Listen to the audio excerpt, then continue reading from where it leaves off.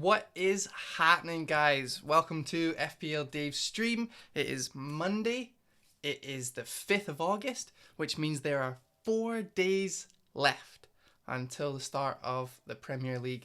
I cannot stop refreshing Twitter and refreshing Reddit and talking to everyone and fiddling with my team, but I finally cracked it. I've cracked it, and we are so close. We've got 90 minutes of hello cat. You're just gonna interrupt, right? I'm doing the intro. I'm doing the intro.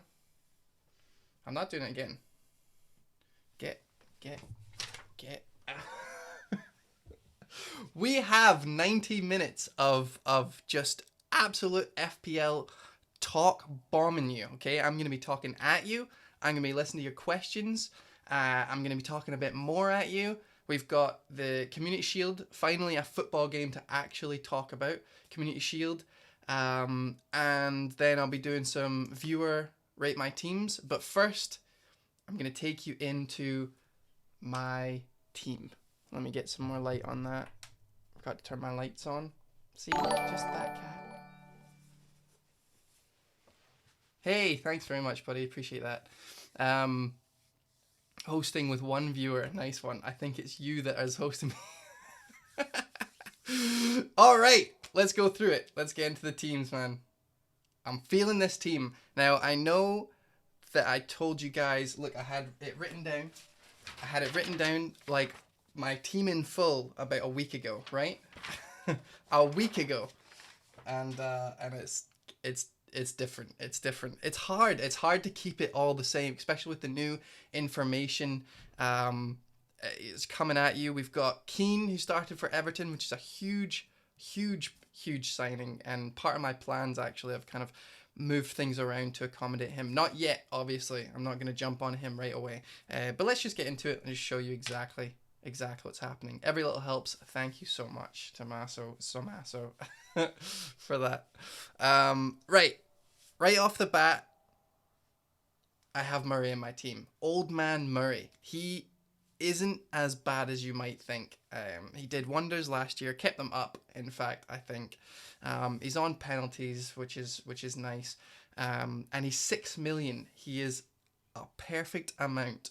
And I'll go into it a little bit later on exactly why. But let's start at the defense. As always, Kepa has been in there since draft number 2, I think, right? I think I started with Pope or something and moved it on to Kepa like 4 weeks ago, and I've just kept him in there.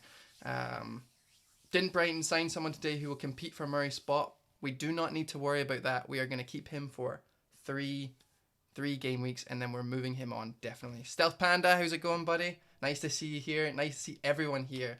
Liam, Monday Fun Day with Dave. You betcha. I'm fucking buzzing for the new league. Right. Kepa. The cheapest nailed way into the Chelsea defense. I'll say it once. I'll say it twice. I'll say it 1,000 times. We have no idea who is going to be playing in the Chelsea outfield game week 1. Absolutely none. We can guess. We can absolutely take a guess. But until we see it, we don't know. All we know is that Kepa is their number 1 keeper. And I would much rather bet on him than bet on any outfield player. Let's get some music going back in this. Turn it off for the intro. Intro doesn't even have lights. The cats show up. And I forgot the music. We are a professional stream. We are professional. How's that for sound? Is that maybe a bit loud? That should be good. I heard through the grapevine a couple of people messaging me telling me that Kurt Zuma, is it Zuma? Yeah, it's Zuma. For Chelsea has been playing a lot of minutes, not only in pre-season ahead of, the other centre-backs in terms of minutes, but he's also been playing alongside David Luiz. So there's potentially a 5 million Chelsea defender. So that's actually a really, really big deal, because it means that we could have Ederson in goals and go Zinchenko to Zuma for almost the exact same. I think it is the exact same amount of money, and those guys would probably be way more nailed as centre back and keeper than Zinchenko is. Moving on to Zinchenko, I had Walker in my team the last time you guys seen. This draft is slightly different in that I've had to take some money away from defense, and the way I've done that is get Zinchenko over over Walker and Van Dijk over Trent Alexander-Arnold, and that pretty much didn't happen until this weekend. Van Dijk mostly because of the Community Shield. We talk a bit about that later, and Zinchenko because I heard that the new signing, I think right back signing for Man City, I forget the guy's name. He's coming from Juventus, right? And they're kind of swapping round. Is it Juventus? I think it is Juventus, right? He's coming in. If anyone can let me know who it is, he'll be playing in that Walker spot. So Walker isn't that 6 million nailed, let's just have him for the rest of the season, that he used to be, which is really quite annoying. So I've decided that because of that Zuma thing and that Kepa thing, Cancelo, that's the one. Thanks, lads. Cancelo's going to be taking Walker's spot eventually. So why not save 0.5 million and just go for Zinchenko, knowing that in a couple of weeks Mendy might be back and we could just swap it. Now, the problem that I have with the team before was that I didn't know who to take out, Robertson or Trent Alexander-Arnold for Van Dijk. So I just decided to leave both in. 7 million defenders from Liverpool. Trent Alexander-Arnold was shite. Arsenal's defence in the like fullback positions, they were so aggressive. They were letting Kevin De Bruyne run in any chance he got. Van Dijk was just like a monster trying to keep everyone together. But really, Trent Alexander-Arnold was worryingly poor. Against the bigger teams, I'm not 100% sure I want him. Against the smaller teams, I think he'll be fine. I think they'll be able to keep most defense or most attacks out. Man City is a whole other breed, as we know, with Pep at the wheel. Like, they're just so attacking. So I wanted to kind of move one of them out the way to get another 0.5 million, and Trent Alexander-Arnold's performance kind of prompted me to look in a little bit more. Norwich is a perfect game for him, Stealth Panda says. Absolutely. Now, I'm not saying that Trent Alexander-Arnold's not going to get any points. That is not what I'm saying. But of the two, who would you rather have in your team? Someone who does have, a backup for them, which is Gomez, as we've seen in the Community Shield. And on top of that, played less minutes last season. Tommaso Samasso says, VVD is my preference for his long-term sustainability. Absolutely. That's what I'm looking for. And Trent Alexander-Arnold, TA doesn't have that right now. And it was really, really frustrating to watch because I really wanted him to do well. I wanted him in my team, and he wasn't in my team after that game. I just kind of taken him out. The second thing I want to note is I was having a look at their fixtures. Now, I don't know if I can show you guys on screen. I have an app, basically, and it tells me all the fixtures of all the Premier League teams. The app is called Forza Football. If I go to Liverpool, they actually have a game in between game week 1 and game week 2. Did you guys know this? So I don't know if many people are talking about it. Where are they? Liverpool play... So that was Man City, and if I go back, this is just top quality. You guys are watching me watch my phone. They have the UEFA Super Cup against Chelsea on the 14th of August, and then they play on the 17th of August. Now, they might play Trent Alexander-Arnold for just the Premier League and play Gomez the other times. But the fact that they have an in-between game, that's worrying, right? Because what if they play Trent that time? What if they want to play him all games? Does that mean he's going to be minute managed? You know who isn't going to get minute managed? Fucking Van Dijk, the big monster at the back. He's going to be in every single game, like Salah. So Salah's in the team, Van Dijk's in the team, and I'm okay with it, especially since their presence in corners. It looked like Man City were actually scared, like they were frightened. Whenever Van Dijk was up, he knew exactly where to stand. He knew exactly what was needed of him, and you've seen that against City when he got his assist, right? And unfortunately for for Gomez, Matip actually scored it. But regardless, we don't care about that position because we already have our selection, right? We've already got Van Dijk, Robertson, and Salah.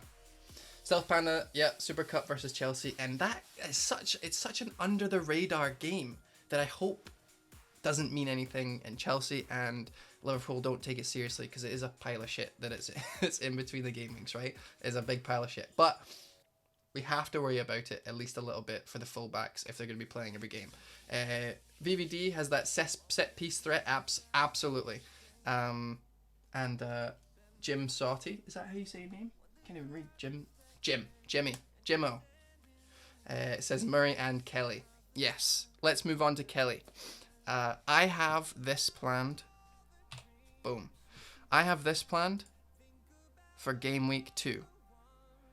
I just don't have any money to not do this. Now, obviously, if Kelly doesn't play, then Dendoncker was going to come in, and I'm going to be on a 3-5-2 with Dendoncker.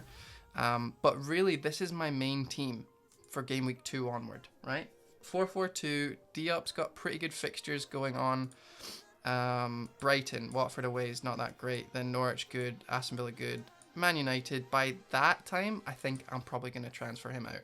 I might even be on my wildcard by that. Just say Jimso. That's what the username is meant to be. I know, it's just because it's in dark blue. So on my black screen, it was really hard to read, and I had to come up. I was like, Jimbo? Aye, sorry, Jimmy. Sorry, Jimmy. Back to the team.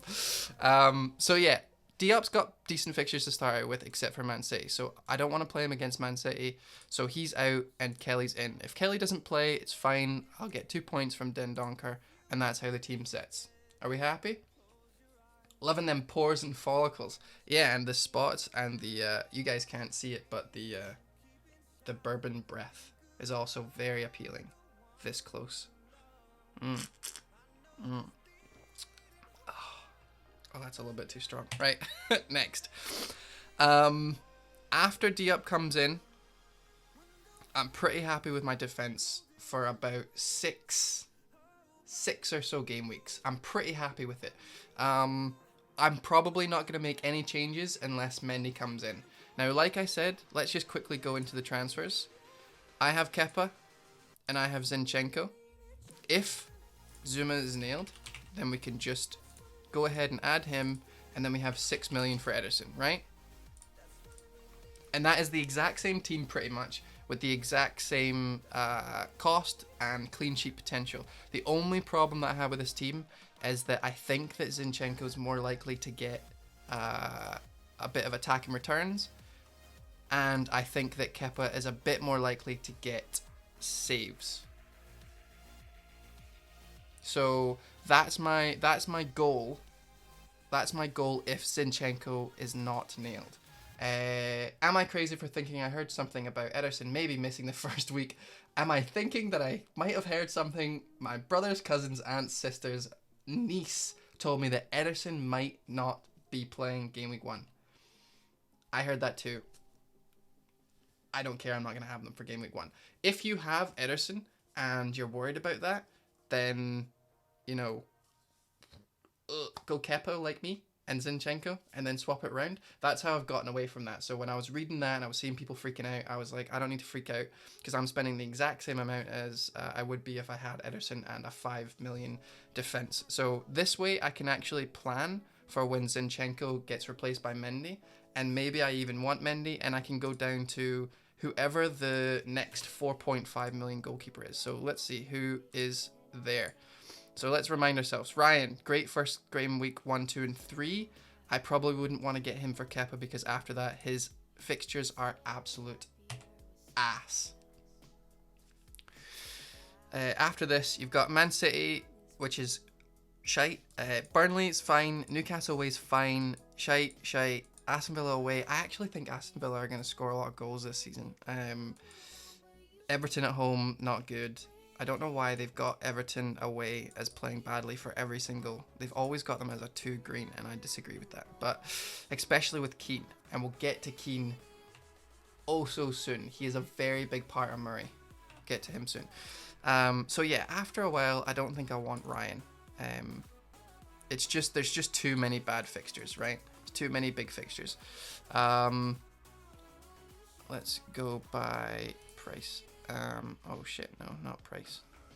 Total points. Right. Hart doesn't play anymore. McCarthy. Southampton can get to fuck. I don't want anything to do with them. It'd be interesting to see who plays between Megovic and the holy goalie Boric. I'm not 100% sure who is going to be playing with them. But regardless, the whole point is that I have Kepa and I can downgrade anytime I want. And I also have a plan to upgrade to Ederson if shit hits the fan with Zinchenko. So that's that covered. We can move on. Talking too much about it. I'm gonna make a prediction. I think Heaton is going to be the next Etheridge, of last season, saving hundreds of penalties. Probably not, because that was quite, lucky, I think, for Etheridge. But in terms of points, the most for 4.5, it's going to be Heaton or potentially Pope, right? One of those two, because they're both badass keepers and they're both on really shit defenses, and I'm expecting a lot of saves and potentially holding out on clean sheets, especially Burnley if they can get back to not last season but the season before they fucked it all up with their European try. That was horrible. Moving on, midfield, I've added De Bruyne.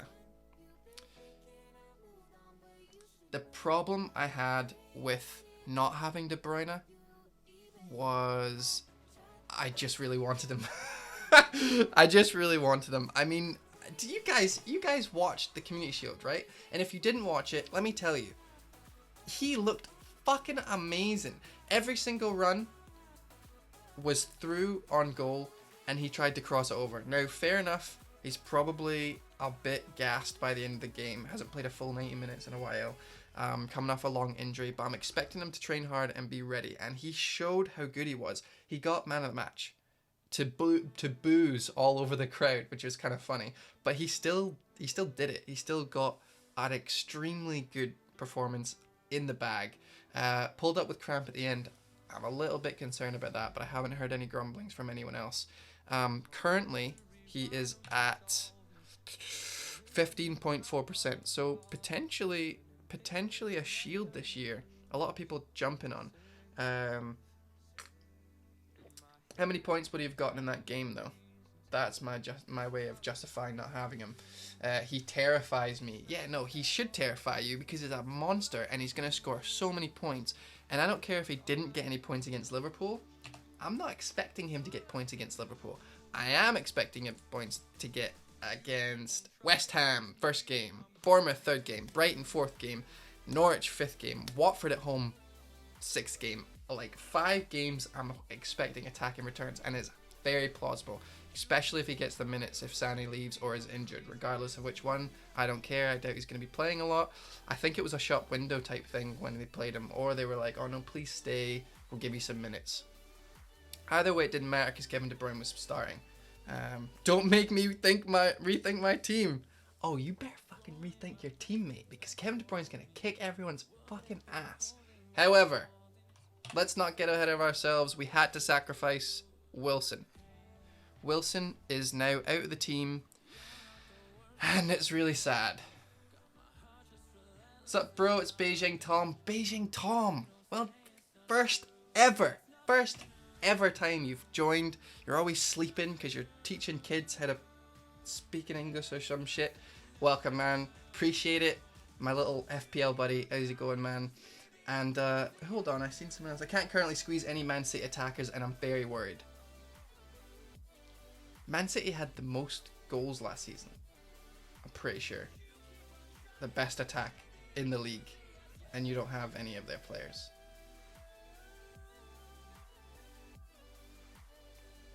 F's in the chat. F's in the chat for someone with 0 Man City attackers. I hope you have Kane or someone or Aubameyang, because holy shit, you're yeah. All right, sorry, bro. Right. I had to sacrifice Wilson. I'm not happy about that. I'm working on it. You better fucking be, buddy, because holy shit. Oh, better tinker that in. At least De Bruyne. At least De Bruyne. I sacrificed Wilson. So as you can see, you know, it's a perfect match. If we take all players and go for Wilson, it's a perfect match. And 8 million and oh shit, I was wondering why I had so much money. It's 60 million I've got to play with these two spots, and I had Sigurdsson. And then their preseason happened. Siggy's preseason happened, and I just totally wasn't happy with the fact that they only got like 3 goals or something. 3 goals in 7 games of preseason is horrible. Now they didn't have Richarlison, which I understand, and now they've got Keane, which I'm totally up for. But for the first couple game weeks, I don't need that, and I would much rather have De Bruyne. So De Bruyne is in. Wilson is the sacrifice. I'm so scared of not having him, but hopefully he doesn't punish me too much for the first couple game weeks. And then they hit their bad fixtures, and I don't have to worry so much. Man City, Leicester away, Everton home. And then 2 good fixtures, and then kind of, I'm probably going to get rid of them by then anyway. Fraser's in my team. He's just a monster. I really want him. I'm just going to keep him in there forever and ever and ever. Unless, and this is a big unless, but it's something that I'm planning for. Dino just said that he has confirmed he will play some part at centre-back for City, and apparently Cancelo can play left-back. Yeah, exactly. So, I mean, I'm not going anywhere near Stones. I'm not going to go anywhere near Walker. And Zinchenko, I've got a plan to get him out if I need to. What's up with this Laporte knock? This has got me worried too. I think Laporte has a knock. I think you should be worried. You've got to hit the nail on the head. Probably won't start game week 1. He has hardly played any minutes of preseason, I'm pretty sure.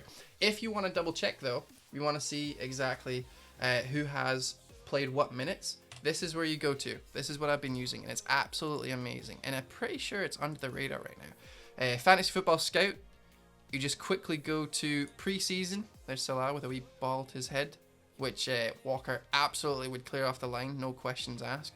Scroll down a little bit, and this beauty right here, preseason minutes. So let's check. Man City, let's go to Laporte. Where are you?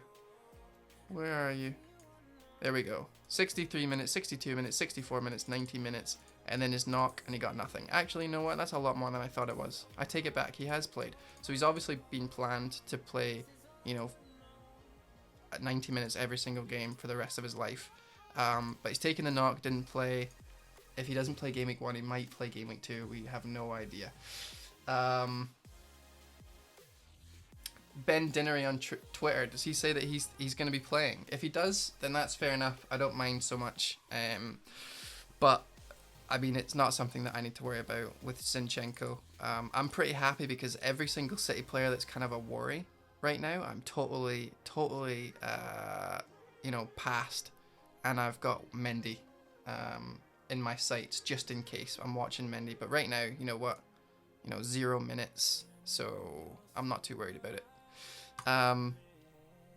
Right, back to Fraser. I want to keep him forever, unless this man does well. There he is.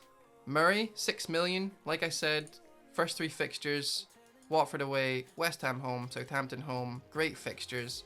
By this time, I'm probably going to assess this man, and if he is any good, he is going straight in my fucking team. What a signing. Probably my favourite signing of this season, other than Wan-Bissaka, and that's just good business, because he's the best ever. But Keane, he stepped up when Ronaldo was off. 13 games, 6 goals, very, very clinical. Can do pretty much everything. And he was only like 30 million? Like every single other Premier League team has missed out on a fucking amazing player. And Everton managed to sign them, and you know he's going to play because he has Toussaint and Calvert-Lewin as his backup, and they are both pretty shit. Calvert-Lewin better, but I'm pretty sure Toussaint was Big Sam's signing, and He's kind of lost it. Alex says, what do you think of Barkley? He had a great preseason for 6 million only. He is one to watch. Absolutely. I've got Murray in there for 6 million, and I can absolutely do Murray and then Dunker for Barkley and, you know, a 4.5 attacker, Nikita or whoever, right? I can do that. And that's why Murray's actually quite good, because he's 6 million and I can go to any 7 million striker or any 7 million midfielder and go to a 6.5 million attacker. And that is with Fraser. So I'm planning on doing this. I'm planning on getting this guy in, and then I can go for any of these who decide to play well. So we've got Perez, who's on my watch list, definitely. So we could go Perez in there after game week 3. Not so great, right? Maybe after game week 9. So in the meantime, I'm actually looking at Lanzini. Lanzini has got... Where are you? I know you're around here somewhere. Oh, total points. No, price. Here we go. There you are. I'm actually thinking of Lanzini to go in there. So after game week 3, I could have Lanzini and Keane in if Keane does really well, and I think he will. Game week 3, Aston Villa, Wolves, Bournemouth, Sheffield. And I'll also potentially have these guys in, like I said at the start. So we're going to have Ederson, Mon into the team, and Zuma. So this would be my team by game week 3, which is, you know, 4 transfers. That's 2 hits already. Potentially, maybe game week 4, I'll be able to leave those 2 transfers until game week 4, and then it might only cost me 1 hit. You got Keane in your second draft. My second draft is probably going to be, I'll show you guys on Thursday. My second draft is probably going to be who I want to go with that just go the distance, 38 game weeks, and we'll see and compare at the end how we did. And I can reference him the second team throughout. But the problem that I have with making like loads of drafts is eventually you're going to have everyone. And then you're going to be really pissed off when them score. So I've been keeping the same draft and tweaking it and doing the plans like I'm showing you guys just now and seeing how it's going to work out. And if I need to change it, then I change it and that's it. And I don't go back to the last draft. So the last draft I have Noble. I then took 1 million out of defense, put it into Noble. Noble turned into Murray. Old man Murray's going to get at least 2 goals in the first 3 game weeks. I guarantee it. I don't guarantee it. And then if he does well, keep him.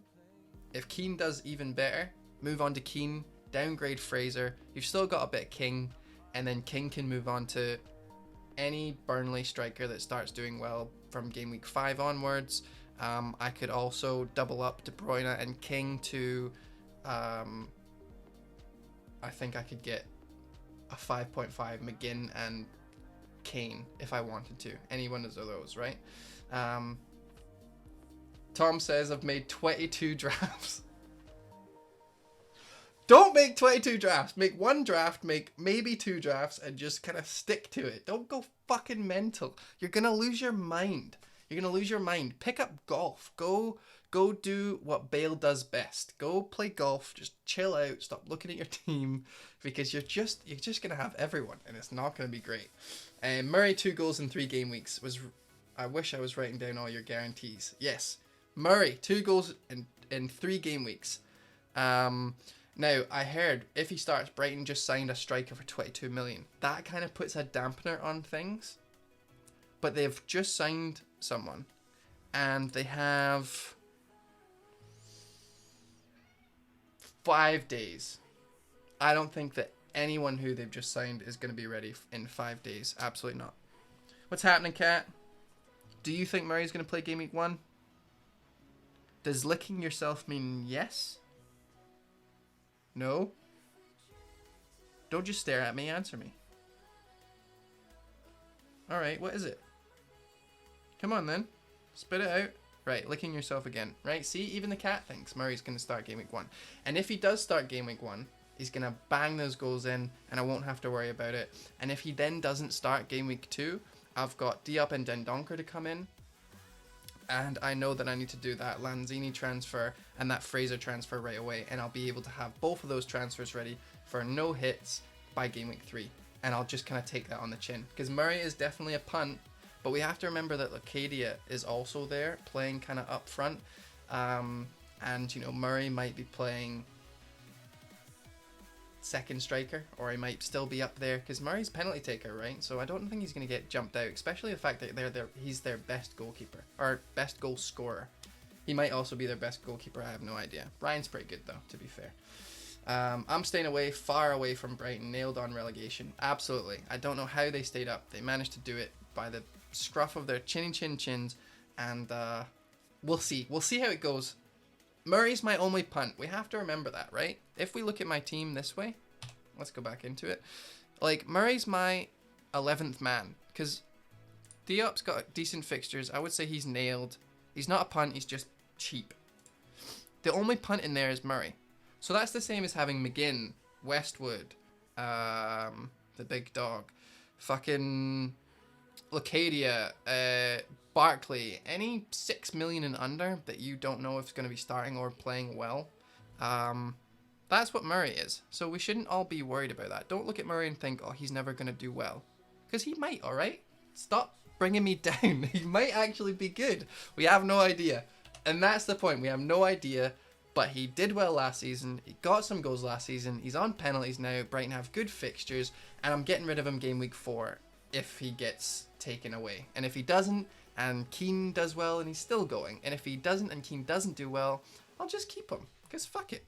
I mean, if he plays, and he does well, and Keane doesn't do well, and I don't need to transfer him out, then he's not a fire. He's in the team, and he's going to stay there. So I'm expecting to transfer him out, and that's all we need to talk about. King, again, penalties. Wish I had Wilson, but I've got De Bruyne. I would rather have De Bruyne and King than Siggy and Wilson. And that is a fact. Guaranteed. You can write that one down. They're going to get more points in the first 5 game weeks than Wilson and Siggy, unless Everton get more penalties. That's it, really. I think Wilson is probably going to get a couple more assists. I think it's going to work out well with De Bruyne.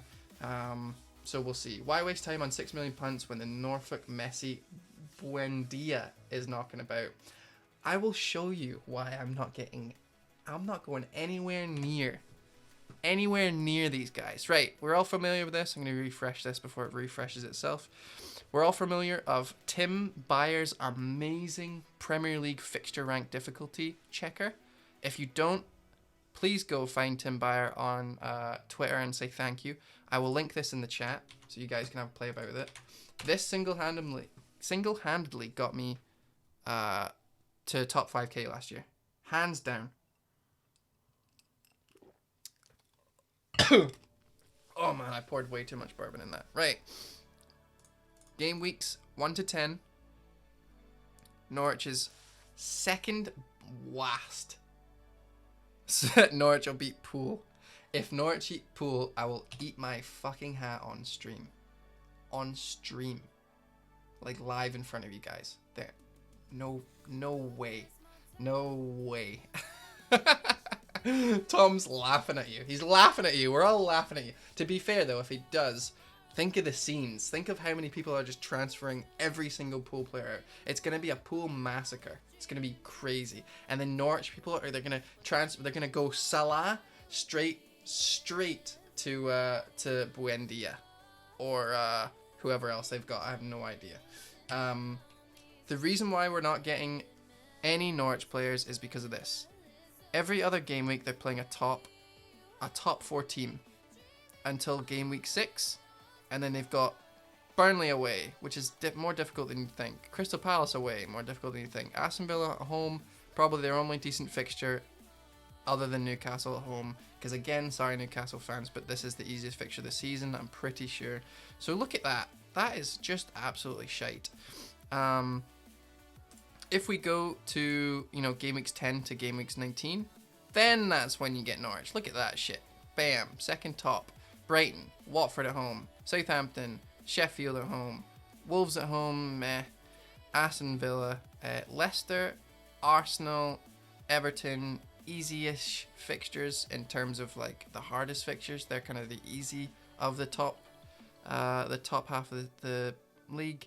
Manchester United's their only difficult one. I'm sure if we take Manchester United away, they go top maybe and take down.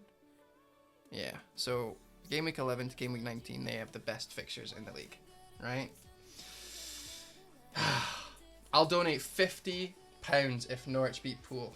I will accept that because I would love to be able to pay for the complete fantasy football scout thing. I don't know if it's still at the bottom of my thing. I don't think it is actually, right? In this, I have a donation thing. I would love to keep going, but I want to get partnered first, or affiliate, whatever it's called, so that I can get a subscribe button, and then you guys can subscribe via Amazon Prime, which doesn't cost you anything, which would give me a little bit of money, and it means that I could do some Fantasy Football Scout members stuff, and you know, it's only $17.50. I could definitely afford it, but I kind of want to start, you know, making some cash out of all the shit that I fucking do for the for the FPL stuff, because really, I really have spent too much money on it already. So yeah, that would be great. Screenshot me. Fully agree with you. Too late, you're in for it now. He's only in it for the money, boys. If I was only in it for the money, I would probably not have already spent like 300 quid on new streaming stuff and about 50 hours the last 3 game weeks doing research. Absolutely, 100% not. Though I would say it's an investment. It's really just to pay for all the fucking bourbon. You have no idea how much bourbon I go through, like, on a weekly basis. Because I can't really do FPL without bourbon. I've ruined myself from last season. So anyway, Norwich, that's when you want to spend your time on Norwich players. Game weeks 11 to 19. But right off the bat, they're absolutely horrible. Like, the worst ever. And I'm not happy with it. So, yeah. We want Everton, Man City, West Ham, Chelsea, Bournemouth. We don't want anyone else, really. Liverpool's fixture proof. City are fixture proof. It just so happens that fixture gods are aligning. You know, they are the best team in the league, you know, via their record last season. Plus, they have some of the best fixtures, and only Everton beat them by 0.2 of a fixture difficulty. Dave, do something useful and tell me the best 5 million midfield option. Best 5 million midfield option. I don't think there is any. And that's the issue. Do something useful. I'll fucking end you, man. I swear to God. Do you think I help you right now? I could just click, and no help. No DMs, no chat about your stupid life in China. I could end you. No, I'm just kidding. Declan Rice, someone said. Oh my God. Norwood. Okay. Top 5 million midfielder. Let's have a look. Kante. Probably will be playing more defensively this season, as Lampard seems to know exactly what he's doing and not trying to make Sarri ball happen anymore. Noble, if he's still on penalties and he doesn't have a dead leg anymore, I mean, he was in my team for a while, so I think he's the best. However, he's injured. He's dead, so no going back. Jorginho, if he's playing more attacking and Kovacic isn't playing, then he's potentially a bargain. You know, 96 points with an actual striker, like Giroud playing 90 minutes, or Batshuayu. Yeah, I think he might do well. Højbjerg, we all know he can play, he can do some good. No, Declan Rice, no, is a defensive midfielder, absolutely not. March, I don't know enough about him. Last season, 6 assists, 1 goal. Didn't play every game. You could probably, you know, punt on him for the first 3 weeks. I don't really know. Have they signed anyone? Is he playing? Let's have a little triple check. At the preseason. Let's do it. Where are you, Brighton? Solly March. 45 nothing, 61, 90, 79. He is definitely playing. That is a lot of minutes. Isn't March supposed to be a wing-back winger in Brighton's new 3-4-3? I mean... Oh, Trossard, that's who it was. It's Raw 212. G, how's it going? Thank you very much for showing up. Trossard. I forgot about him. He's 6 million, right? I was looking at him instead of Murray. If March is playing, which I would probably bet on considering he's played, you know, the 5th most minutes in their preseason, at least for the first couple of game weeks, which is all we're really punting on Brighton for. You might be able to throw him and see what you get, but I don't think I would try and find the money and do exactly what I did and take 1 million more and get Murray or get Barkley at least for your punt or someone. 5 million is a really poor price. Kapui, absolutely not. Torreira, are you having a laugh? Guy, RIP. Sissoko, no. Lerma, no. Proper, no, he's proper shite. So, not many choices. Højbjerg, just because, but I know Southampton have absolutely abhorrent fixtures. Rice, no, he's too defensive. Jorginho, we don't know yet. Kante's injured and defensive. The best one is Noble, but if he's injured, then Jorginho, and if he is not attacking, then March. That is my suggestions. Midfield, 5 million, done. Coleman, AWB, 5.5 million defenders. Stealth Panda wants to know, apart from Zinchenko, who is the best 5.5 million midfielders? Now let's do this off memory, because I'm pretty sure I was looking for them. Zinchenko. You've got Richie, you've got Coleman, you've got... Actually, I think Richie's injured, right? Isn't he injured? Oh, fuck it. Why are we doing it off memory? We don't even need to. We've got all the tools here. Van Aanholt. Yes. See if Crystal Palace can keep their shit together despite how bad they are without Wan-Bissaka. If they can just keep their shit together, then he might be a good shout. Pretty much every single Arsenal player is a 5.5 defender.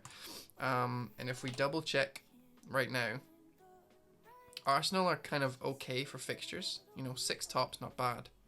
Top 6 team, top 6 fixtures. If we look at it after their Liverpool-Tottenham, so game week 5 onwards, look at that shit. What do you think of that? Huh? Arsenal, best time to get them, game week 5.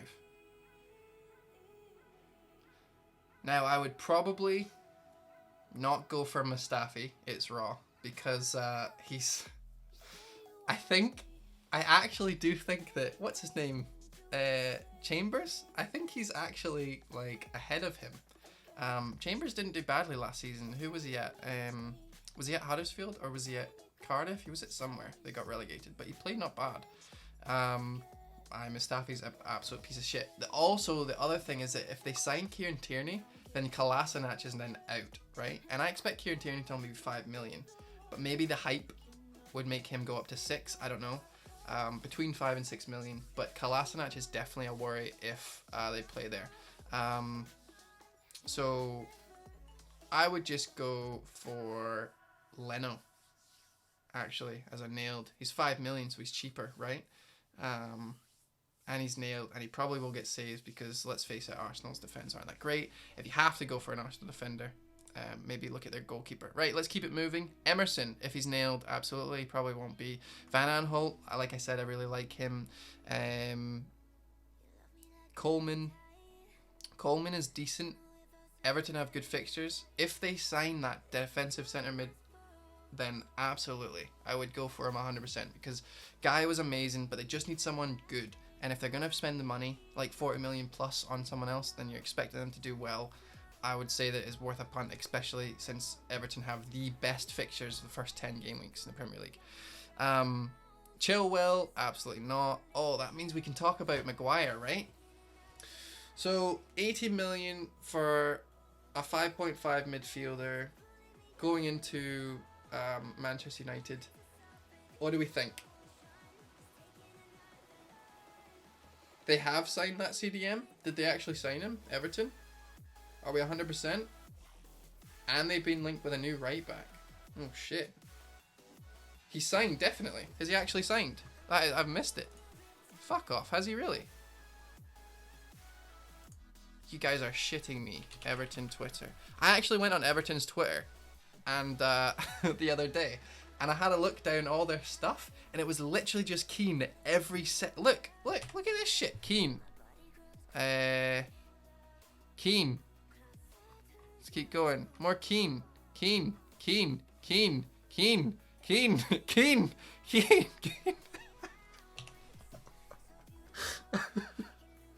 I think they're a little bit excited. So this is why I went over to their shit just to see, and I couldn't see anything. Although, is this who they're talking about? Cheer into the Toffees. Is this it? Come on, New Blues. Oh wow. Oh my god. You just shush. No, that's Keane. Keane. I can't see him anywhere. But I'll believe you, right? So they've signed. If they've signed that center, you know what? We could just do this. We could just go into this transfer market. Everton.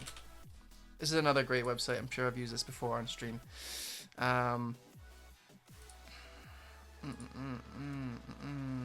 Transfers. Current season's transfers. Keane, 24 million. Gomez. Oh, there it is there. You're right. Jean-Philippe Barman. Second defensive midfielder. Okay, so then Coleman's back up, right? Football. Tommaso Samasso has got the BBC website up. They are keen. Yeah, exactly. Yes, there's so many of them. Right. Okay. So they've actually absolutely bought him for a fair price, it seems. Market value 25 million. They got him for 22. What amazing transfers these guys have been doing. In the Bundesliga, he played 31 games, got 2 goals and 1 assist, 3 yellow cards, which is pretty good for a centre defensive midfielder. Let's see how many clean sheets. 1, 2, 3, 4, 5, 6, 7. 7 clean sheets. That's not that great. But then again, they're not the best team. I would say that's like a Southampton team, maybe equivalent. You know. Were there any big ones? I've never watched them before. Maybe you guys can tell me. Stealth Guy info about this potential new right back. Yeah, I'd quite like a link about that as well. But regardless, let's go back at him. So Coleman is absolutely an option unless, you know, they're going to replace him. Digne is too good to be replaced. He's probably their talisman defender, right? But their defense, now that they've signed that guy, is back on the cards, right? They're back on the table. So I would probably keep them in mind. Stones and Otamendi, right? This is the time to talk about the Community Shield. If you guys didn't watch it, we'll go through it. Otamendi played better than Stones. Now I know that's like controversial because Otamendi's been out of favour and Stones is like the English hope or whatever, and that's fine.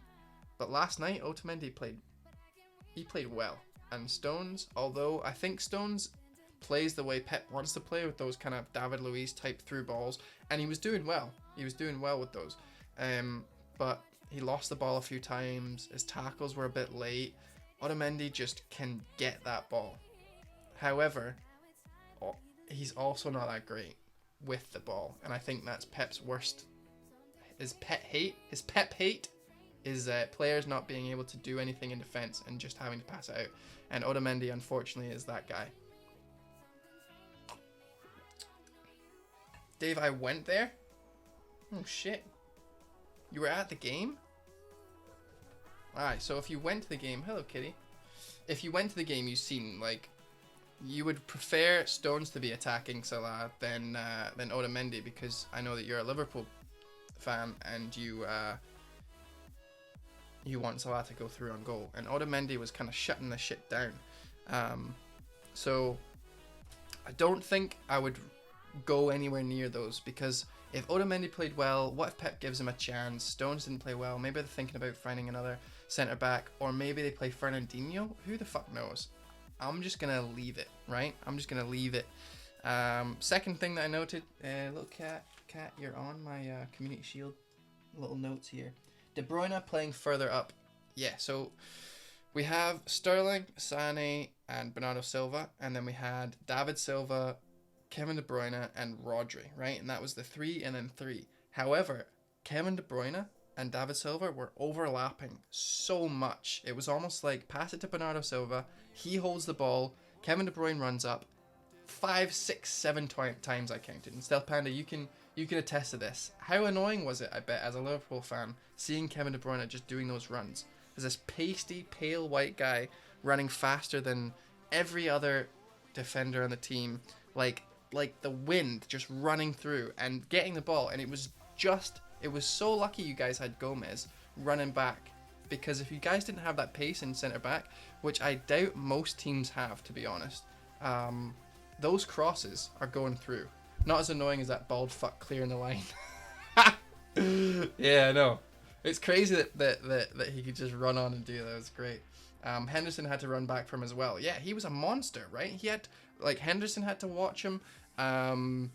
He was being heavily watched by Gomez. He was constantly losing Trent Alexander-Arnold, which is why he was taken off. So that's why I've got Kevin De Bruyne in.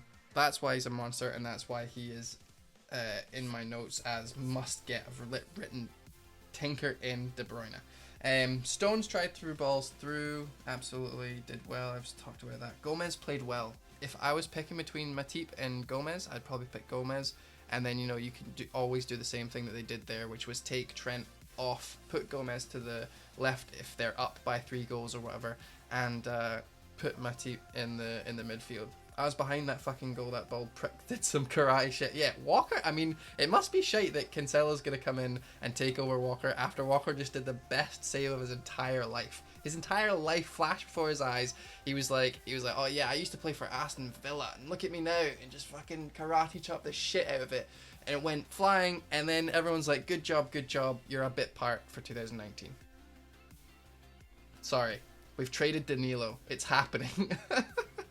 I feel sorry for him, but it would be great if he got to fuck and we actually got someone on the right that could play and attack and defend, because he couldn't attack at Tottenham, can't attack now, but he's good at defending. And he probably would have got a goal too if Sterling had crossed it to him or passed it to him. Remember when he was running up and he took too long, and then Van Dijk got across, and then Sterling was like, oh my god, what am I supposed to do? And he just passed it to Alisson. Like, Walker could have got goal there. He's nailed until this new signing comes in, and then his time is limited. What else did I wrote? TAA Pish. That's what I wrote. Trent Alexander-Arnold, just pish. That's what that says. TAA Pish. Yeah, defense was aggressive. That was one of the things. Liverpool were playing like Man City weren't attacking them for the whole first 45 minutes, and it was quite scary because Trent Alexander-Arnold was doing their like, oh, we're playing Barcelona in the second half thing, and they got punished for it. They really did. Kevin De Bruyne was in through, Sterling was in through. There's a lot of one-on-ones that could have went the other way, and they switched up in the second half, which was great. But Trent Alexander-Arnold didn't play well, and that's why I've got Van Dijk in my team now. I just don't think he's great defensively. He's just really, really good attacking, and it's that dynamic that's going to be a bit of an issue. Do you guys prefer it when I have this on or when I have this on? Because I could have both on. It doesn't really bother me.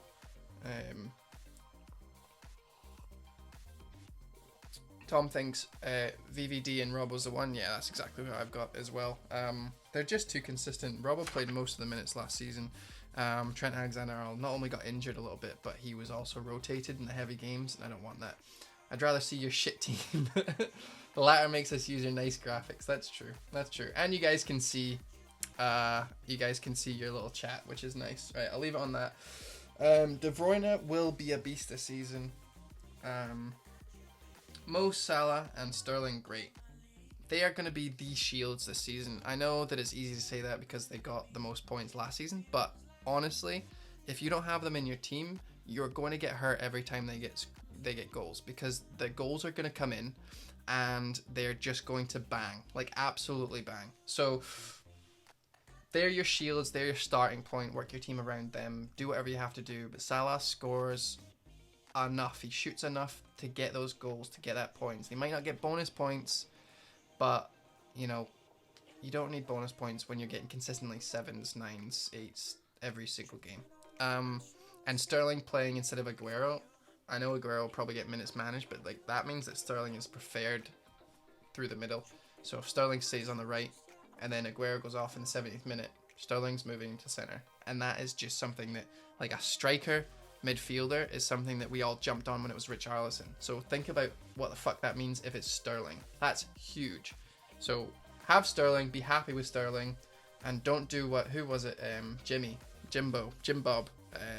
Mate, you need to change your team.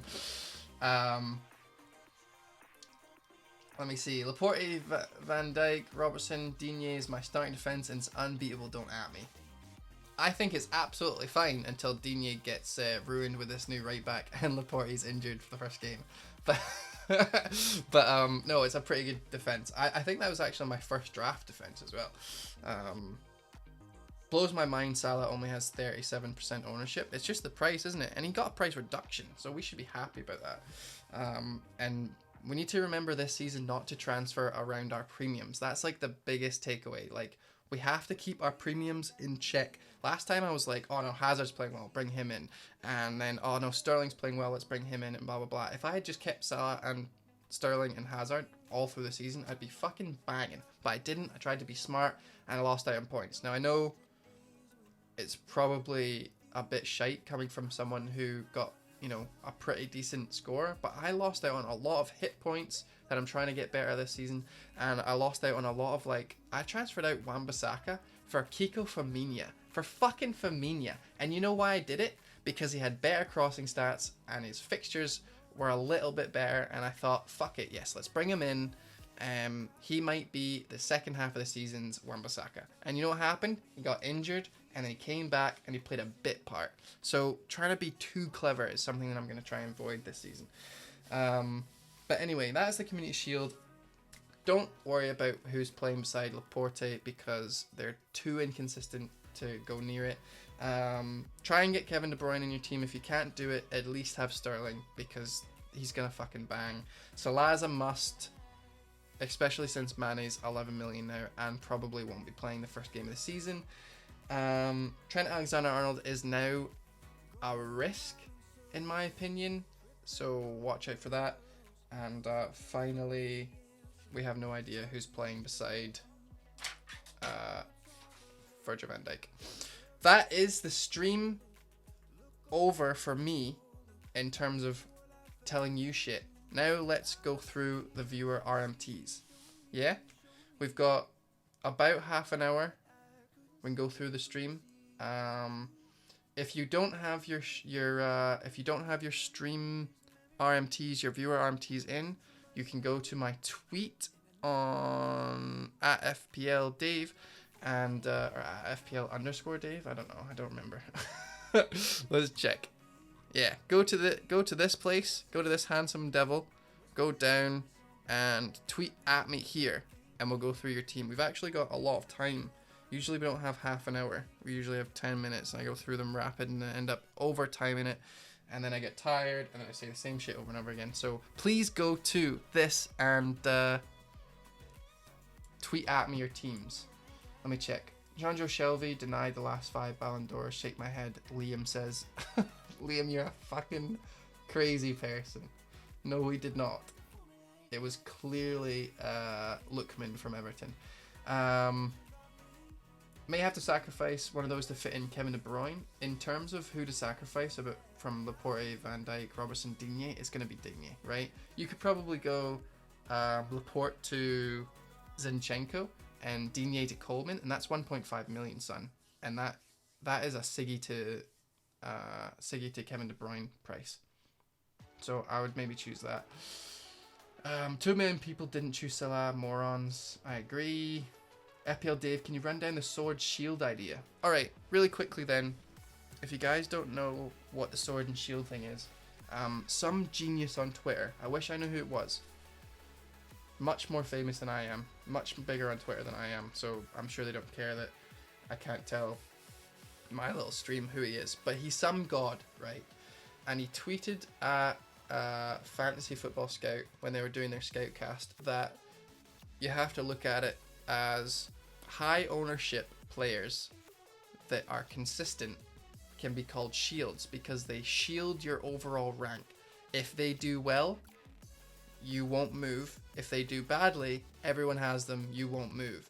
So they keep you going with the crowd. They're your school of fish.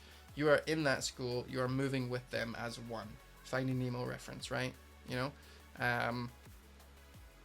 Salah, shield. Sterling, shield. Last season, Aguero, Ederson, Laporte, Van Dijk, Robertson, Trent Alexander-Arnold for a little bit at the end. You know, all these players who were really highly owned. Jimenez, like absolutely a shield. Started off as a sword though. Doherty started off as a sword. The sword aspect is when every player that you have that is like less than, I don't know, let's say 10% owned. Excuse me, every single player that you have that is kind of a sword, in which means that if they do really well, you'll jump up your rank. And if they do poorly, excuse me, too much bourbon. If they do poorly, then it means that you're probably going to go backwards in rank. So you need to have more shields than you have swords to keep your rank in check, while also picking the right swords to push yourself up the ranks. Does that make sense? So right now, if we look at my team, let's go to this. Right, Kepa's a shield because he covers the entire Chelsea defense. So Alonso, Azpilicueta, Kepa, David Luiz, shields. Because you're covering all the players who own any Chelsea defenders. Van Dijk, Robertson, shields, Zinchenko shield for the same reason Kepa is. Kelly is probably also a shield just because everyone has him as a 4.0, but it doesn't really matter. You'd probably look at him as just bench fodder. It's the same way that Button is really highly owned, so it's not a big deal. Sterling shield, Salah shield, De Bruyne I would say is a sword for now, but is very, very close to being a shield. Fraser is another kind of shield, not shield player. I would say that a lot of the top 10% probably don't have him. So you could probably see him as like half and half. King is the same as Fraser, bit of a sword, bit of a shield. Murray is my 100% highest sword player. Second only to Diop, right? Murray is, if he scores, I'm going to do amazing. If Perez scores instead, I'm going to fall behind. If Vardy bangs, I'm going to fall behind. If Wilson falls behind, or if Wilson scores, I'm going to fall behind. Murray is that player that if he scores, I'm going to have a really, really good game week. And if he doesn't, then, you know, hopefully De Bruyne does, because I don't really have anyone else that is low owned like that. Potentially Kepa, because the Chelsea defense are probably, people are sleeping on them a bit. Because they play Manchester United first. Dave, when you go through teams, can you say who is a sword and who is a shield, please? Absolutely. For the RMTs, you mean? Absolutely. Let's do that then. Okay, first team that sent me. Oh shit! Wow, so many notifications. Ederson, blah blah blah. James sent. Perfect. Oh, you sent my team. Awesome. You know what to do. Tom sent it. Huso Mendo. Right. Let's go to the very first one from this, which was Vishal sending me it. So Vishal's here. Thank you very much for sending me your team, my dude. Let's move this over. Can everyone see that? Might go into this mode. Actually, no. I like watching my face. Oh, no, that's too big. That's too much face. All right, RMTs.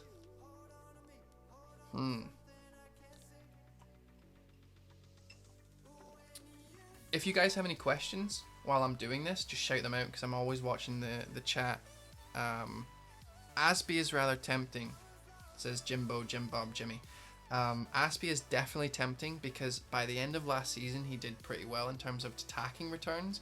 I just have no idea what's happening with Chelsea's defense. Like Lampard could just pull some crazy shit and play 3 at the back. You know, we have no idea. We could assume, but for the 6 million that you're spending on Aspie, it's probably easier just to go Kepa and then hope for the best and maybe plan a transfer like I've done. Zuma is 1 million cheaper though, exactly, like 1 million cheaper. All right, let's go through it. Vishal Doshi has sent in this team. He sends in his team every week, and I love him to bits. He's went Ederson and Zinchenko and Sterling, because if you can't afford Kevin De Bruyne, then you might as well get double up in defense. I love it. I have no problem with that, especially since, like we said at the start, let's refresh it before it refreshes on us, because we control the machines, not the other way around. Right, Man City, first 6 game weeks, 2nd place for our fixture tracker. First 10 game weeks, fixture tracker gives them 10 as well. I'm expecting 1 clean sheet, 2 clean sheet, 3, 4, 5, 6, 7. 7 out of 10 clean sheets. Now, obviously, penalties and red cards and all that shit, 100%. But I think that you could probably assume that Man City are going to get clean sheets at least half the time. There. So, why not double up? Absolutely fine with that. Alexander-Arnold and Robertson. I've talked a lot about RTA being a bit of a risk, but totally fine to go here. Our first sword of this team is Walker Peters. He is so attacking. He is going to, if he gets an assist, he's going to jump Vishal's team up through his OR, right? The problem is that he's on a clock, and we don't actually know when that clock is going to run out, either before game week 1 or after. All we know is that Aurier has got a wee gammy hand, and he might not be playing game week 1 or game week 2 or game week 3. We don't know. There's reports that Aurier's been training with the first team, but with a cast. But, you know, Vardy played with a cast for a very long time. So we just don't know what's happening. Walker Peters, I would probably put my money on him playing game week 1. But after that, we have no idea. So that is why he's a sword and not a shield. He's a punt. 5 million quid to get into a top 6 team defense is hard to come by. You know, we're all faffing about Zuma, but it's a pretty good way. Been tinkering with KWP a lot. Yeah, I mean, I like him as a punt. See if he's your 11th man or your 10th man, and you're like, fuck it, I'm just going to spend the extra 0.5 million. If it doesn't work out, I'll jump down to D up game week 2. Absolutely fine. It's just that Man City fixture game week 2. Yeah, that's the only issue, is that Tottenham actually don't have that great fixtures, right? Look at Tottenham for the first 10. Where are they? Spurs. It's halfway down the road. But if we look at the first 5, which is probably what we're going to have to do when we're looking at our short-term players like Luka Moura, Lamella if he plays, Kyle Walker-Peters, all these players that are kind of their timer running out because we're waiting for Son to come back or Aurier to come back or Foyt to come back, whoever, right? Their short-term fixtures, I actually see them very close to the bottom, as you can see on my screen. 1, 2, 3, 4, 5th worst. Great home fixtures, but just, you know, right there, I'm going to say that they're probably going to get 2 clean sheets out of 5, which is not the best for 5 million, is it? Especially when you can put 0.5 million on it and you can expect 4 clean sheets out of 5 for Zinchenko. So that's why he's a sword. Let's go back to it. Sterling, Sheild, great. Salah, Sheild, great. Zaha. Everyone's been kind of missing out on Zaha because he might be going to Everton. He might be going to Man United or whoever the fuck. He might be going to Tottenham. I forget who it was. But it seems like everyone's kind of pulled out, which is great. I actually really like Crystal Palace's first couple of fixtures. Let's go through it. I was writing my article. It's going to be coming out after this. I'm going to be posting it. I've actually been talking to someone in Fantasy Football Scout to write it as like a community thing instead of putting it on Reddit, which is great. It would be really, really good, and I'm really excited about that. But I think it's not going to go out today, which is a bit iffy. So I might actually just post it on Reddit and then tell everyone, hey, this is going to be on Fantasy Football Scout every Monday. I don't know if they allow me to swear, and I kind of swear in it a little bit, so I'm unsure about it. But anyway, I was looking at these fixtures, and if we go down to like the first 3, which is probably where you're going to be punting on Crystal Palace, like that's not bad, right? Manchester United is not the hardest team in the world. Like they're not a Liverpool, they're not a Man City, they're not Tottenham. Sheffield United, Aston Villa, if that was their first 2 fixtures, like Bournemouth's, everyone would jump on them. Jimmy says, didn't KWP get a hat-trick of assists at one point last season? He absolutely did. He got 4 assists in like the 5 games that he played. Maybe even less. Like he did really, really well. But yeah, Crystal Palace, Zaha has really good fixtures. This is so uncomfortable. I don't know why I even did this. I was gonna like lean back. This is how I sit and work, but this is, oh my god, this is hurting my arm so badly. Let's just move on. I like Zaha. I think he hasn't played that many minutes. Let's jump in here. Let's go to Crystal Palace. Zaha has played hardly any, actually 0 minutes of preseason. Now he's had a preseason at AFCON, I'm sure. I think that's where he was. So it's not like he's absolutely useless. And he's their talisman player, so I would expect him to play game week 1. But again, he's a risk. So we have to treat him as a risk. He's definitely a sword. Pulisic is another one. He's an absolute sword. I think that you're a bit... you're jumping the gun a little bit here. You could absolutely go Fraser, who has a better game week 1 fixture. Is a known FPL asset who played amazing last season.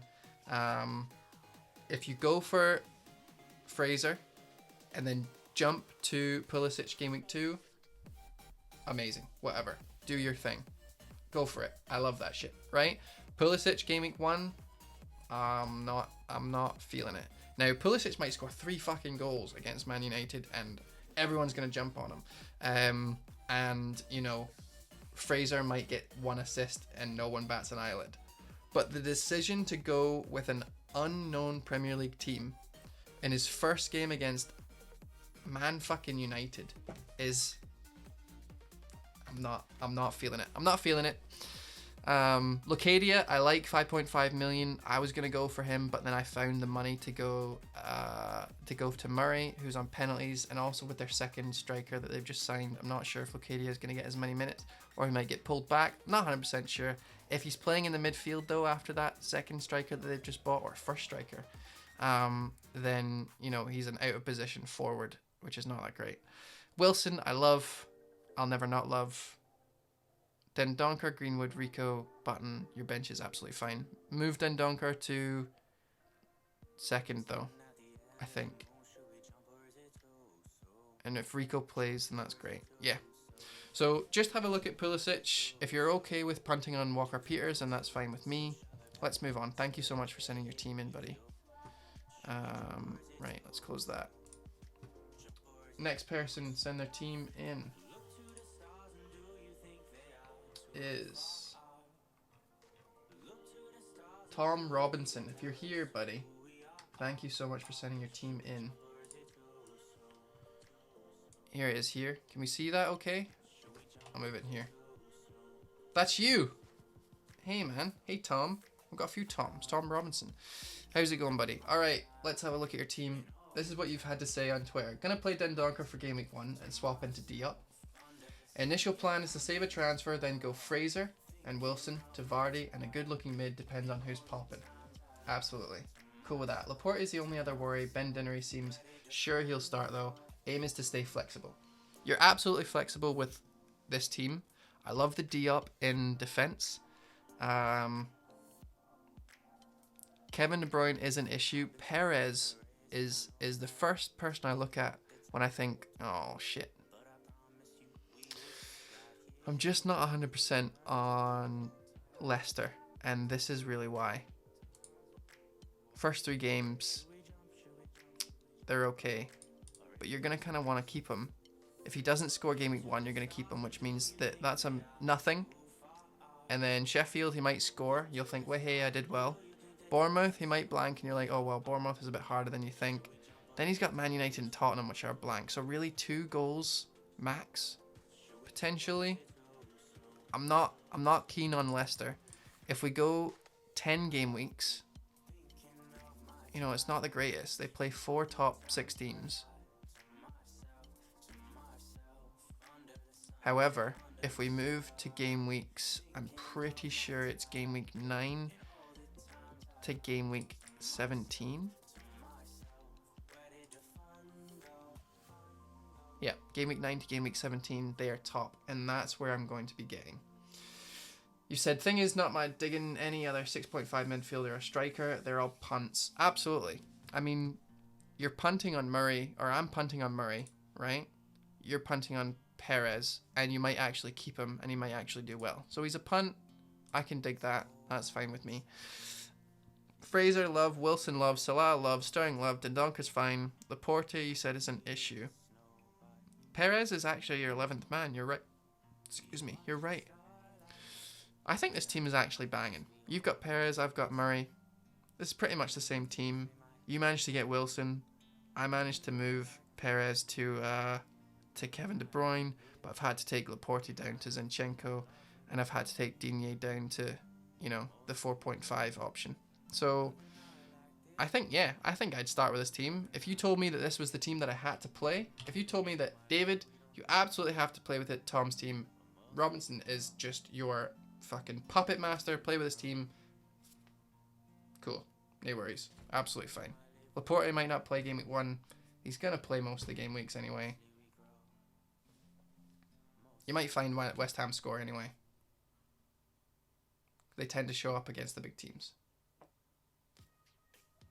I don't think I can bring myself to put 2 West Ham players in my team. Lanzini has much better fixtures. Oh, than Perez? Yeah, so I think that Diop is a, let's hope he gets a clean sheet. At least I've got the fixtures on my side. Let's throw him in my team. Absolutely fine. Lanzini is a, West Ham look fucking banging at the front. A totally different team than last season.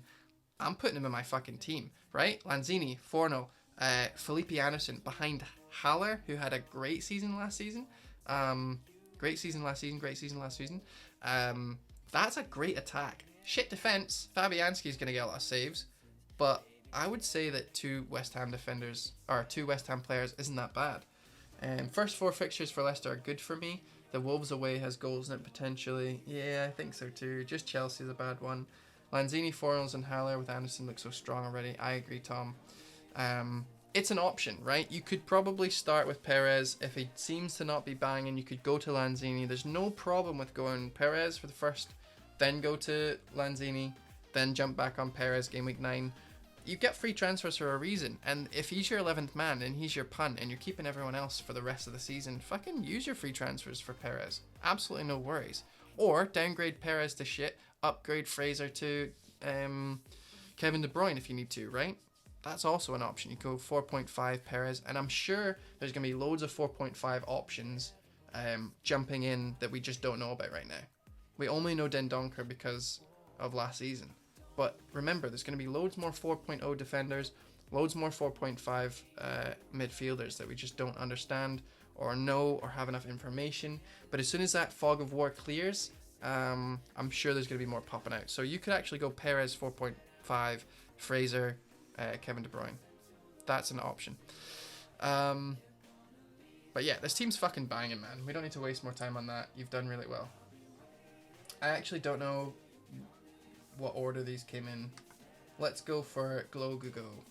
Thank you very much for sending your team, buddy. And you've said, let's see what you've said on Twitter. Can't watch the stream live, but definitely will watch it later. Nothing in the bank, and I'll be rotating Cathcart and Fredericks. Cheers, Dave. No worries. All right, so this is our first. Oh shit, you can't see it. No worries, Tom. The tasty 4 after Man City, Granta definitely influenced. Chelsea been pretty bad in defence in pre-season, says Stealth Panda. Also, I think Leicester look like a great team. There's no denying that Chelsea haven't been playing that well. Can we see the team? Yeah, we can. There's no denying that Chelsea haven't been playing that great, but I think that he's actually just given everyone a chance. And when Luiz, I think it was 2-0 at the weekend there, and then when they brought in Luiz and Zuma and Alonso, I'm pretty sure they had a clean sheet. So it'd be interesting to see what the clean sheet rate is with all of their defenders that they're going to be playing game week 1. So I have no worries about it. But anyway, this is our first. Let's switch between two 4.5 defenders. And although Cathcart and Fredericks play really, really well together for the first couple, the actual best, I'm doing a lot of research on this, I could actually show you it. I'm a bit ashamed to say I don't remember where I got it. I think it was Reddit. It's called Fixture Difficulty, and someone posted it on Reddit, and loads of people use it, and it helps you identify, someone's actually using it right now, which is hilarious. It helps you identify who the best double up teams are. So defense fixture rotations average attacking rates of easier opponents. For the first 6 game weeks, Burnley, West Ham's right there, right? Brighton, Everton are a bit expensive. Brighton, Crystal Palace are an unknown entity, so I would take that with a grain of salt. Burnley, West Ham. With Burnley, West Ham, you've got Southampton, then Brighton, then Watford, Norwich, Brighton, Norwich. That's a pretty good double up, right? So for Burnley, you could get, let's double check who Burnley have got. I'm pretty sure it's not Tarowski, is he? He's 5 million. Taylor. It's Taylor for 4.5 million. He had over 3,000 minutes. He's nailed. Taylor for game week 1 against Southampton, and then play Diop or whoever you've got, Fredericks, for the rest of the time. I know that Cathcart or Kiko Femenia is a bit, he's just a teeny bit like, oh, I would like to get him, like Watford start the season well. But in terms of pure stats, like I showed you there, the best defense of non-top 6 teams of 4.5 plus 4.5 is either West Ham and Burnley or Brighton and Crystal Palace. So that's who I would look for. West Ham and Watford. Watford don't really go far after game week 3. And if you're going to be splitting between 4.5 and 4.5, you don't want to have to waste 2 free transfers getting another double up, right? The whole point in the double up is for longevity, so you can go for a long time and you don't have to worry about them. You just swap them out when they have poor runs. So that's why I would suggest getting Burnley instead of Cathcart there. Ryan in defence is fine. Brighton's a punt. Trossard, you've got in there, another Brighton player. I'm fine with that if you're going to be sitting there waiting to see if Barkley's actually a trap or if he's on penalties. 6 million, sideways swap. I like it. Sterling, De Bruyne, Salah, fucking awesome. Dendonker, fine with me. King and Wilson. I actually really like that. If you're not going to go for Fraser, you might as well get Wilson. You know what? I think this team's banging. Fucking yes. You go, girl. I really like this. Trossard is an iffy one, but you've already got Dendonker at 4.5, and we don't know who else. So it's not like you could change Trossard for Murray and then go Dendonker in his place, because you've already got him. So we don't know who else. So I think Trossard is a decent 6 million option until we find out what Barkley's doing. And if Trossard doesn't work out, you can easily go King to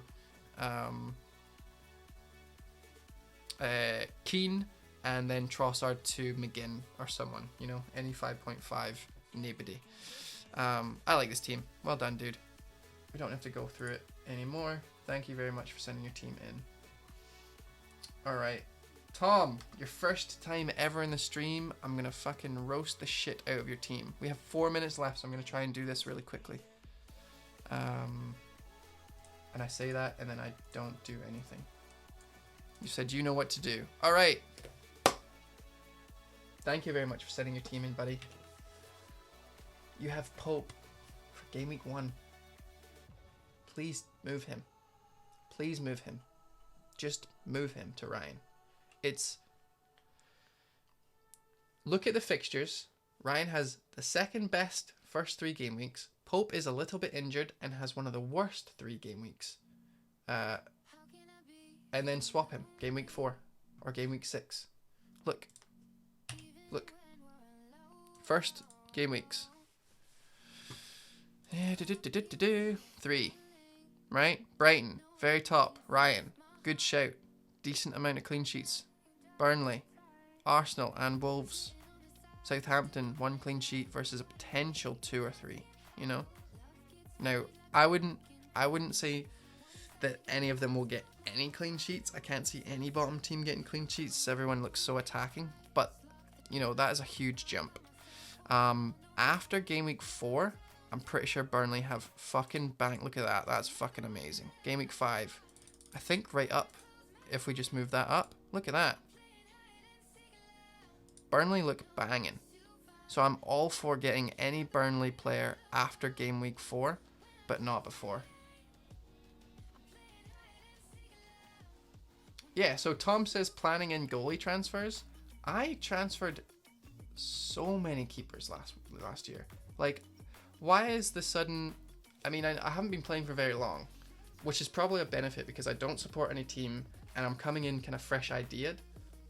And it's probably the reason why there were so many people in the top 10k last year that did well, that had never been in there before, was because coming in with fresh minds, seeing things a little differently. There's a lot of players that are like, I would rather never transfer a keeper. Why the fuck not? The keeper is an extension of a defense. So he's just like a fifth defender. I have 4 top 6 side defenders, and one of them's Kepa, because I'm covering their defense. So just the same as that, Pope is covering Burnley's defense, and Pope has shit fixtures game week 1 to 4. So just have him Ryan, and then trade Ryan out for game week 4 to Burnley. Shit solved, and the same cost. And if Ryan doesn't work out, but Pope also doesn't work out, and Heaton looks like your man, then change there. I just wouldn't recommend Pope for the first couple fixtures. That's all. That's really. Pope is a placeholder until I decide on which 4.5. You don't need to placehold anymore. Pick Ryan. Right, next. Robertson, Van Dijk. Absolutely. Oh, that's why you don't have Ryan, because you've got Dunk. Dunk changed to Diop. Play Kelly first, same as me. Walker, I would like Walker, although unfortunately, like we talked about, Cancelo is a bit iffy. Noble's in there. Oh, I really hope he plays. If he plays, then that's awesome. If not, we're going to have to try and change him. But we did talk about 5.0 defenders already. Sterling and De Bruyne, absolutely fine. Fraser and Wilson. You know what? Wilson might need to go here to upgrade Noble and maybe Dunk or maybe Pope. I'm not 100% sure. You said that you were going to play Zuma, right? So you could potentially go Noble to Den Donker and Dunk to Zuma. And that would be your team, and just play Den Donker. I mean, it's not the worst team. You're putting a lot of money into it. Or you could move Walker out, keep Noble, and move Dunk up to Zuma. Either way, it's a pretty banging team, dude. Well then,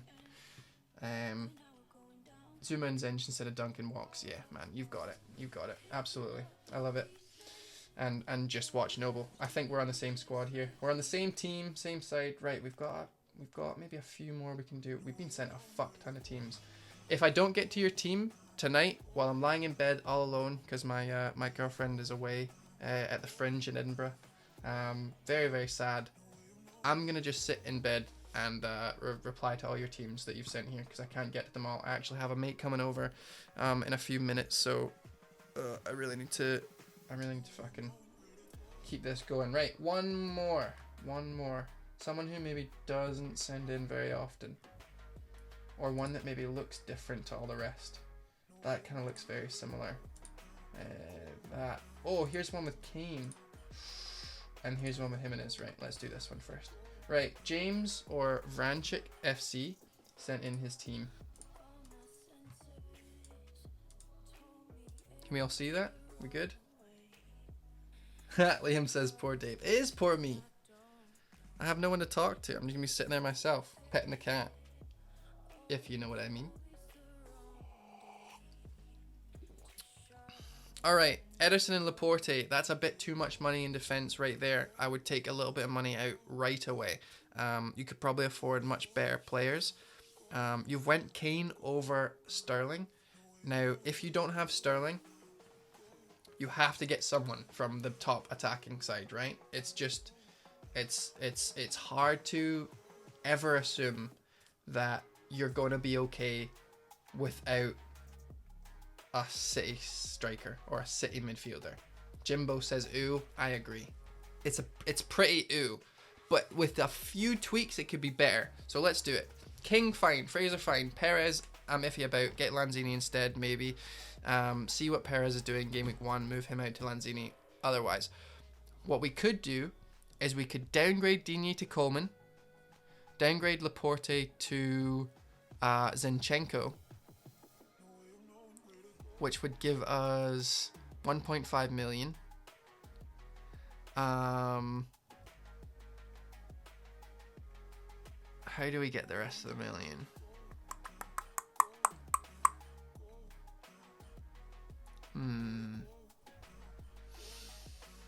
I'm trying to think of a way to move Zaha up to Kevin De Bruyne.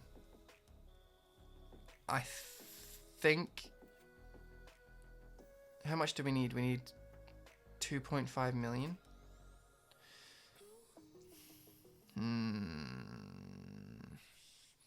Yeah, I think we drop Ederson.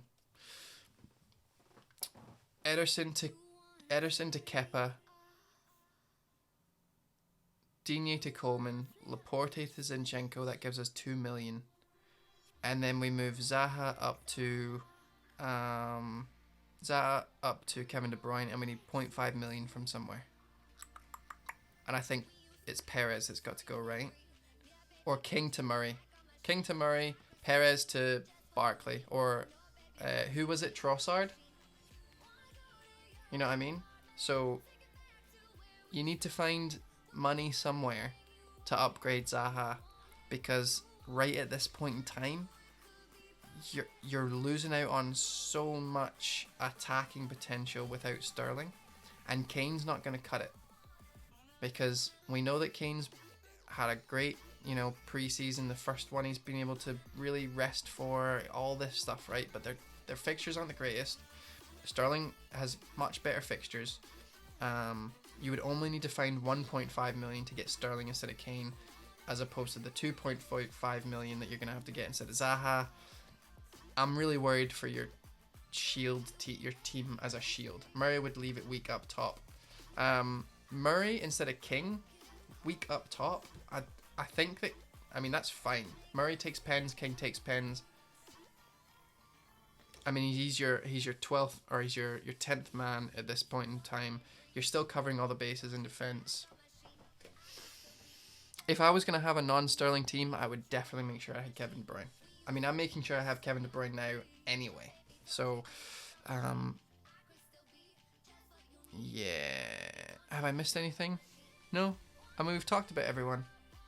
I misheard for Kane. Okay, yeah. No, not Kane. Kane to Murray would be absolutely ridiculous. But I like your bench, though. Your bench is pretty banging. Robertson, fine. Van Dijk, fine.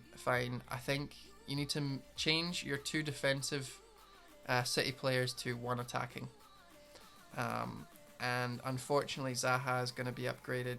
Even though I like him, Perez is going to be downgraded, even though, I like him-ish. Although I don't like Leicester's fixtures. Kane can stay where he is. King can stay where he is if you're downgrading Perez. One of the 6.5 million guys you're going to have to downgrade. You're going to have to find 2.5 million somewhere. I'll just repeat that, right? Ederson to Kepa, 0.5. Laporte to Zinchenko, you've now got 1.5. Digne to Coleman, you've got 2 million. And then Perez to Trossard, or King to Murray. That's your 2.5. All right? Damn. Right. Is my mate here? Can you confirm postcode again, as it looks out on maps, or help direct me? What is the name? Main Street. Hold on, guys.